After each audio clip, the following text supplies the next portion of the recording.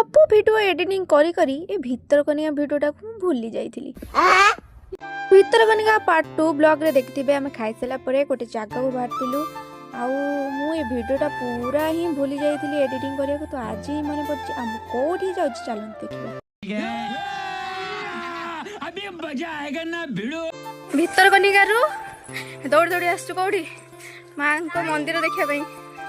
ତ ଫାଇନାଲି ଆମେ ପହଞ୍ଚିଗଲୁ।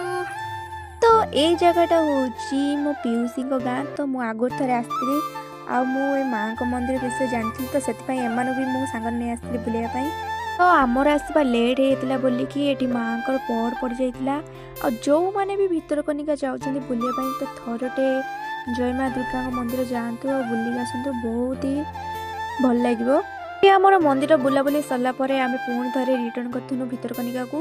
तो यहीटा हूँ भितरकनिकार फ्रंट गेट किंतु आमे बोट रे आस्तिलु आउ एबे आमे चललु आम बोट पाखकु बुलाबुली सइला। तो एबे आमे जाउचु बोट पाखकु। तो चलु। A few moments later finally पहुंची कले बोट पाखरे। बोट पाखकु आसी मु जो खुशी होउची वीडियोटा शेष पर्यंत देखले जानि परिबे आम सहित कोन हेइतला।